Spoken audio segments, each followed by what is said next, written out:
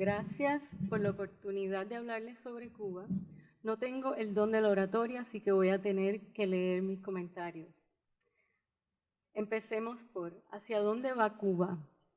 A pesar del alboroto en torno a Cuba en esta cumbre, hay algo muy claro. Cuba sigue siendo una dictadura militar con un gigantesco aparato represivo controlado por una monarquía familiar que es esencialmente dueña del país completo. Ante el rotundo fracaso de la economía de planificación central socialista, el régimen se reconfigura hacia un modelo autóctono que llaman actualización.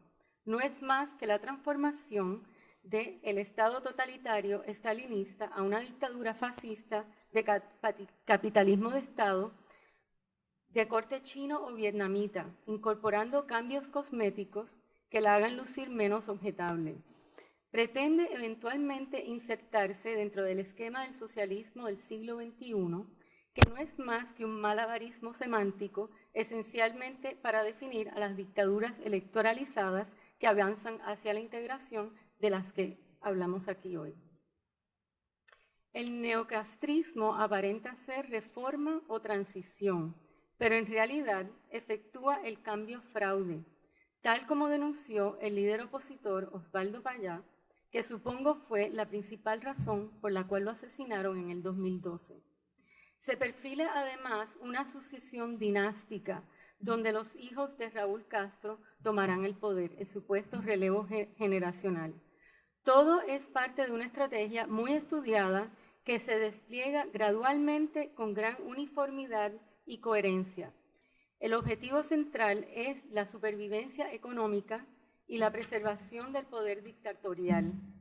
Los cambios son y serán de un costo-beneficio a favor del régimen y no alteran significativamente ni el marco legal, ni el esquema del poder, ni el modelo económico. Se avecinan mayores grietas aperturistas, pero no hay tiempo de enumerarlas aquí.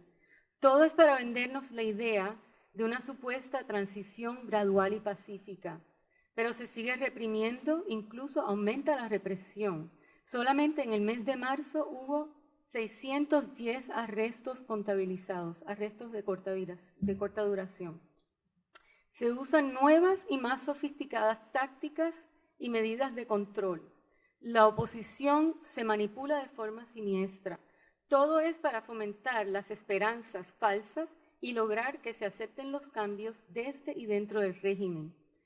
Un trabajo mío del 2013 describe con mucho detalle la metodología de la simulada transición. Si hacen un Google search María Severlau y ponen Cuba, hacia dónde van las reformas, debe salir.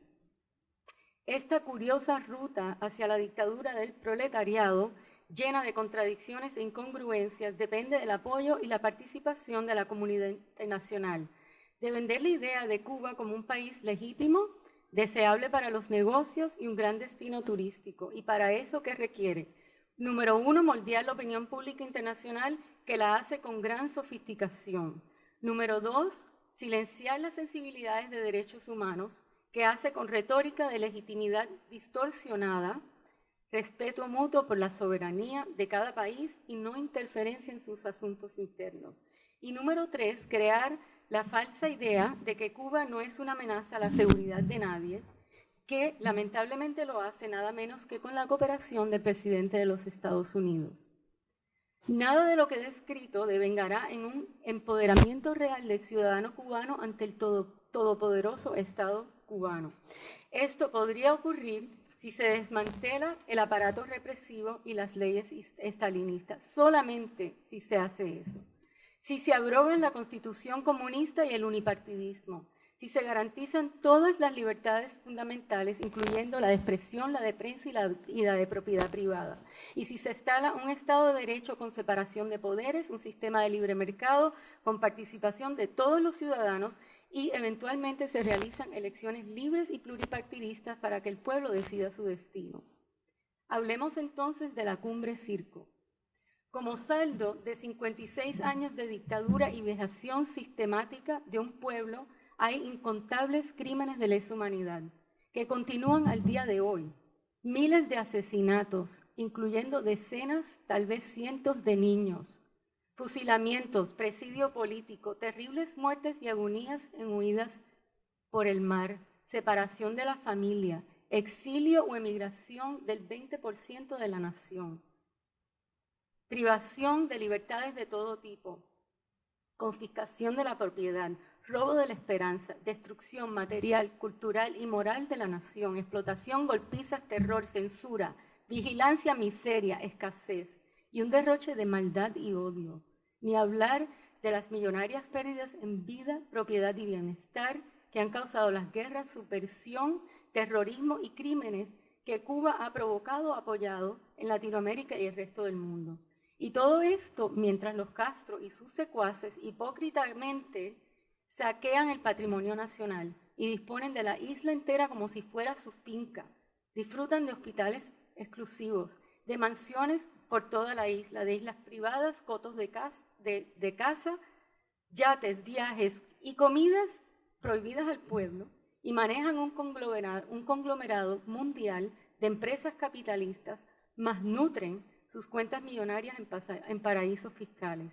Ante todo esto y el supuesto progreso de los derechos humanos en el derecho internacional y ante la conciencia de los estados y los individuos, hoy vemos con Cuba, aquí en Panamá, el mundo al revés.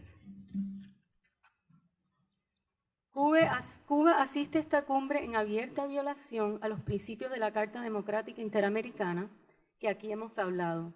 Ahí se plasman los documentos fundamentales de la democracia que Cuba no cumple ni en la letra de la ley ni en la práctica. El artículo 19 de esta carta estipula que la ruptura del orden democrático constituye, mientras persista, un obstáculo insuperable para la participación de dicho Estado en todas las sesiones y órganos de la organización. Por lo que pienso que no solo Cuba no merece participar. El gobierno de Panamá lamentablemente sucumbió con el silencio y cómplice de las verdaderas democracias de la región al chantaje de un grupo de países de las que hoy estamos hablando aquí, que se destacan por sus abusos de los principios democráticos, por el narcotráfico, la corrupción, el lavado de dinero y gigantescas fortunas personales acumuladas ilícitamente. Por todo esto, considero esta cumbre una farsa.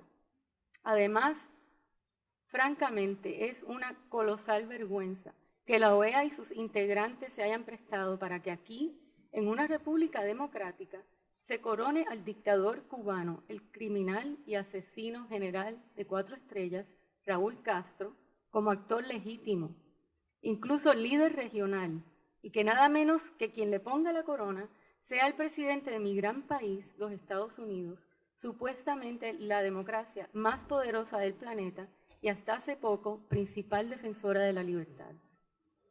Tristemente, esta cumbre sirve de inverosímil espectáculo para que la dictadura cubana no solo goce de total impunidad, sino lo que es peor, sea ensalzada mientras desparrama su venenosa hegemonía por la región. Y lo más absurdo es que la mayor economía del mundo, la más poderosa democracia que ha existido, claudica de manera contundente ante la mafia gobernante de un país enano y en bancarrota. Y es tan así que Raúl Castro se ha jactado de que el presidente Obama haya reconocido públicamente el rotundo fracaso y completo aislamiento de Estados Unidos. La incongruente paridad otorgada a una dictadura militar permite que Cuba le tire en la cara a los diplomáticos estadounidenses su preocupación por las violaciones de los derechos humanos en los Estados Unidos. Asimismo, considero que esta cumbre es el beso de muerte de la OEA como organismo promotor y defensor de la democracia, con todas las implicaciones que todo esto supone, y esperemos que solo sea por ahora. El teatro cubano de esta cumbre incluye la burda maniobra de traer una supuesta sociedad civil que es en realidad parte íntegra del Estado cubano, a saber cuántos almuerzos le han robado a los ancianos cubanos en desvencijados asilos, o, si es Venezuela quien pagó, como de costumbre, cuántos rollos de papel higiénico le ha costado. En Cuba, las verdaderas organizaciones disidentes u opositoras están prohibidas y sujetas a una persecución constante. Para mayor vergüenza, varios defensores de derechos humanos cubanos han sido amedrentados y amenazados por oficiales de aduana panameños a su arribo a este país. Otros activistas pacíficos que han viajado desde Cuba y Estados Unidos han sido golpeados ayer por un grupo que salió de la embajada cubana al ir a colocar una ofrenda floral frente a la estatua de José Martí en un parque de esta ciudad. Los detenidos fueron las víctimas, los agresores andan tomando mojitos.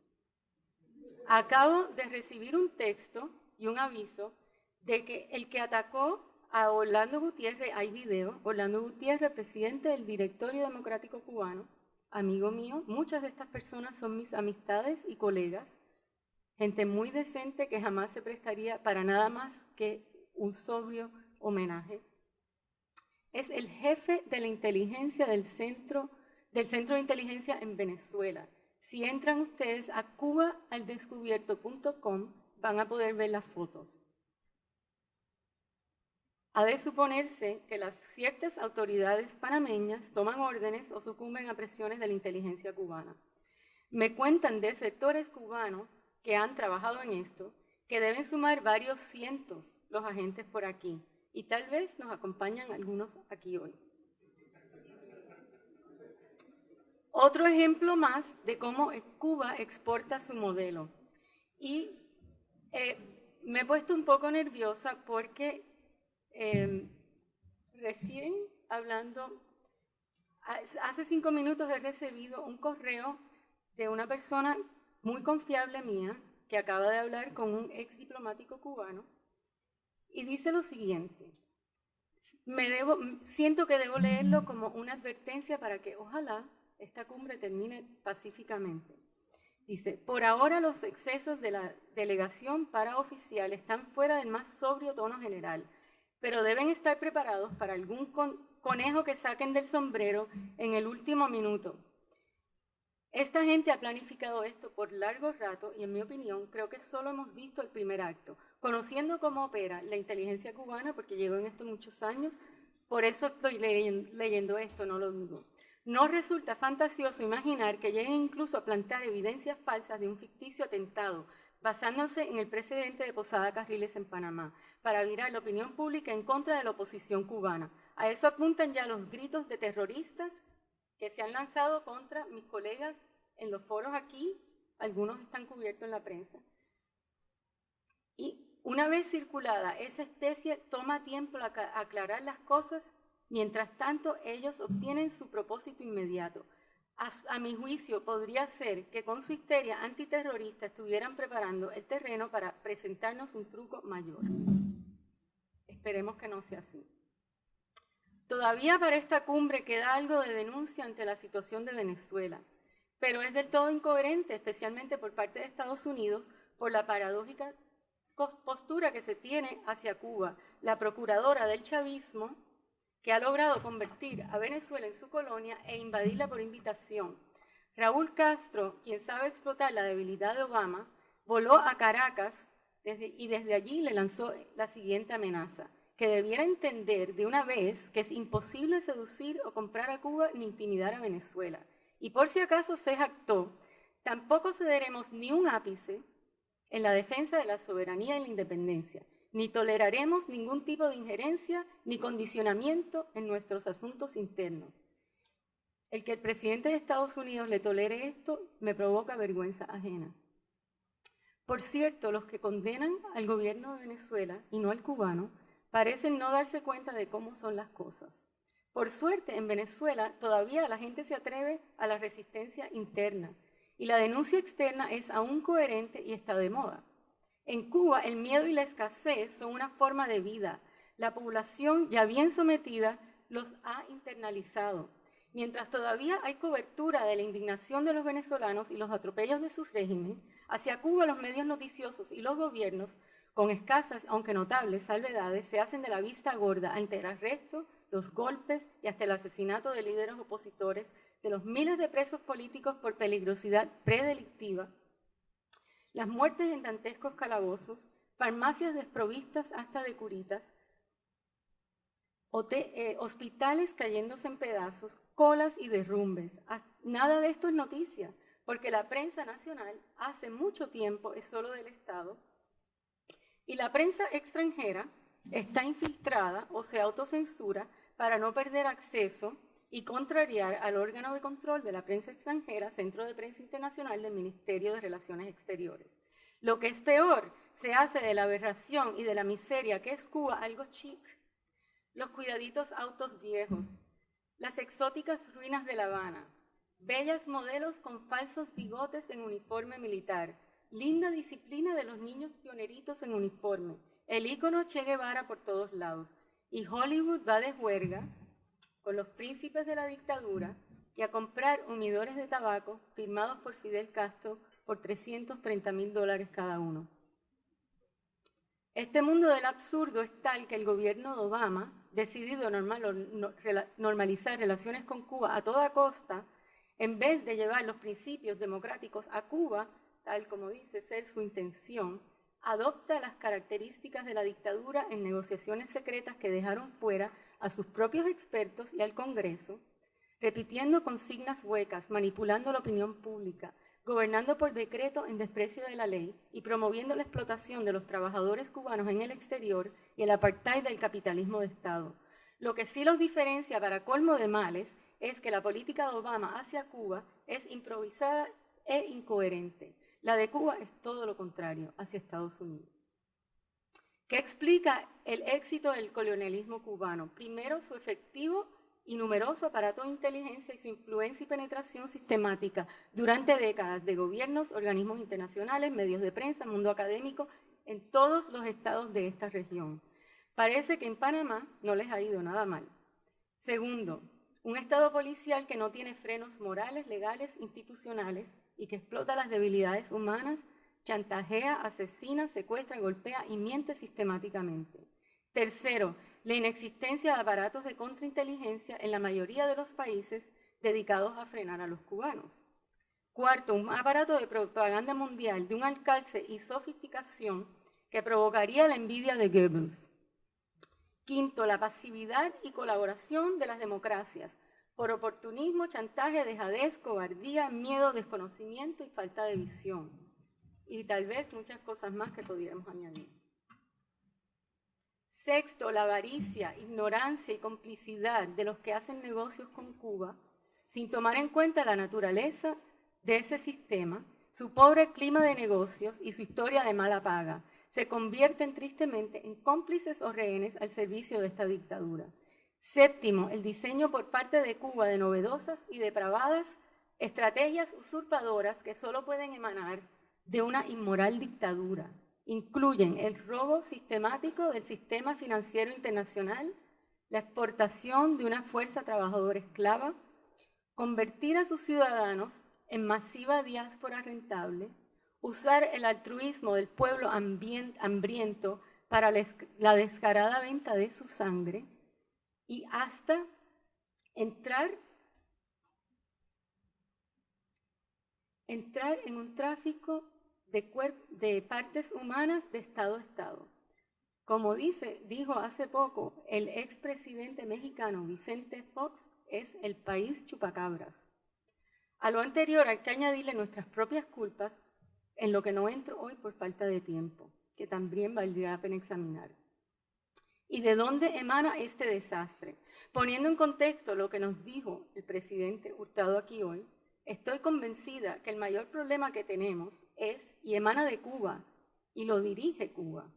La pauta ideológica estratégica de este neocomunismo tiene inspiración gramsciana y viene del Foro de Sao Paulo, creado por Fidel Castro y Lula da Silva en el 1999, después del derrumbe del comunismo soviético para reactivar a la izquierda radical.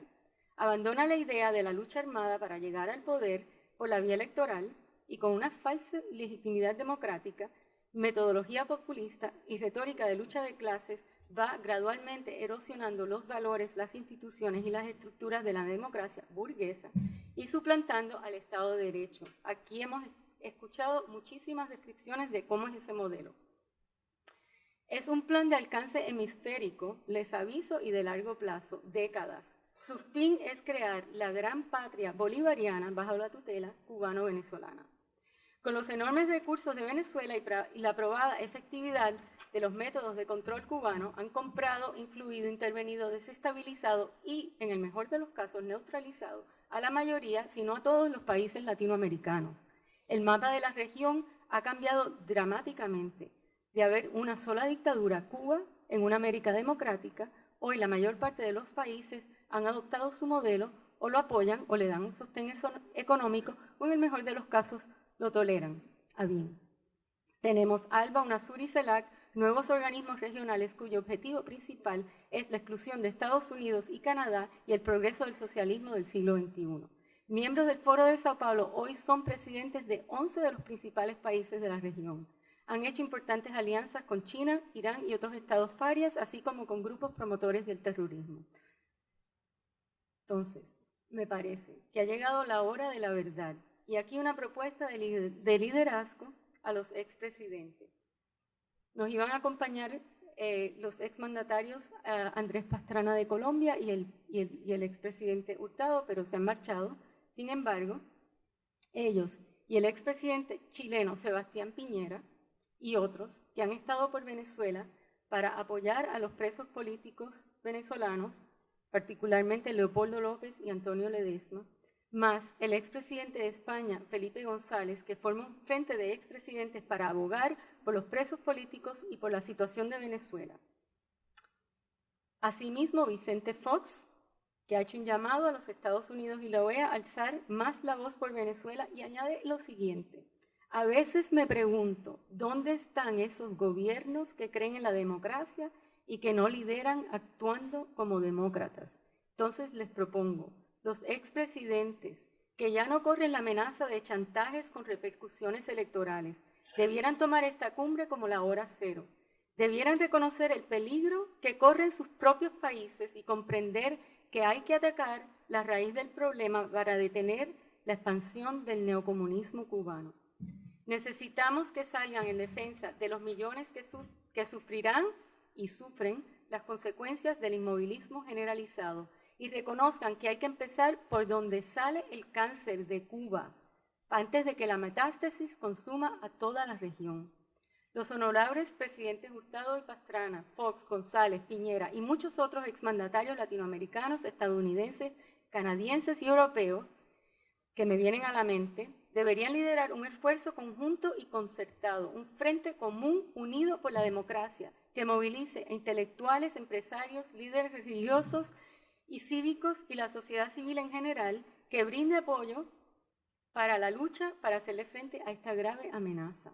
Tienen el prestigio, la experiencia, el acceso a los medios y a todos los estamentos para educar a sus pueblos sobre esta calamidad, propiciar la creación de cuerpos de contrainteligencia efectivos en sus respectivos países, exigir a la OEA que actúe según su carta, fortalecer y financiar iniciativas de derechos humanos y prodemocracia y avanzar la dictadura con otros esfuerzos de sustancia.